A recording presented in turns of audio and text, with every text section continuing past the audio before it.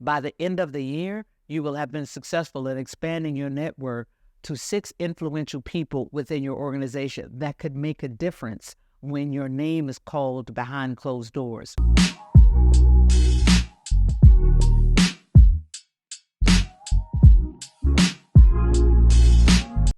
Setting yourself up for success involves having a plan for success. Now, the first thing you need to do is to be clear about your goals. And for now, I'm going to assume that you did that in January. But if you didn't, please know that it's not too late. You can start right now and think about what needs to happen in 2024 in order for you to say at the end of 2024 in December, man, this was a great year. I hit all of my goals. So set up the goals that you want personally and professionally and financially. And the key is making sure that you have a strategy for how you're going to get there. And it looks like this. First, set your goals. Now ask yourself, what are the things that I need to do in order to accomplish those goals? Number 3, who else needs to be involved? Who are the players? If it is a professional goal, will your boss have to be complicit in your plan? Are you dependent upon them to give you certain kinds of assignments in order for you to have a certain financial outcome or a promotion outcome? Does your place of work matter? Meaning, if you have an office in New York, you have to do it in New York. What happens if you get transferred to London for 3 months? Or what happens if they ask you to go to another office within the United States? Would that have any bearing on your plan, for example? So you need to think about who are some of the other players. Now, you also need to think about what are the metrics and your milestones. How are you going to set it up to know that you are on track, that you are, in fact, on track to meet that specific goal? I'm a big fan of having timetables because if you don't put it against a calendar, we are all living in a space where time is going so fast, you will look up and 4 months will be gone. 6 months will be gone. 9 months will be gone, and you will have only accomplished one of your goals. So putting it on a very discrete timeline is also critical to making sure that you are successful. So let me give you a couple of examples. Let's say that your goal was to get promoted. That's the big goal. Now I'm going to ask you, do you know what it takes to get promoted?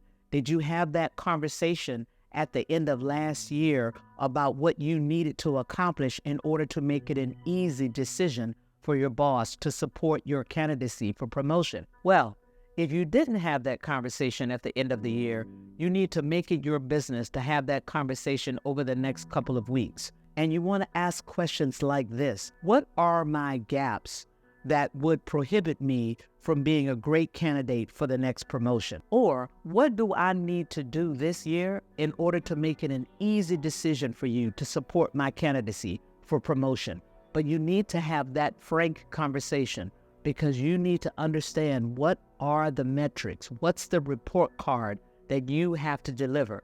Now, once you find out what those gaps are, now you should say to yourself, what kind of assignments do I need to either learn those things so I can close those gaps or demonstrate to the organization that those things aren't deficits for me at all. In fact, I'm pretty good at some of those things.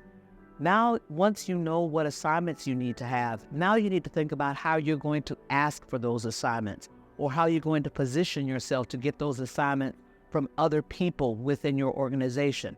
And now you want to put it against the calendar. It's February.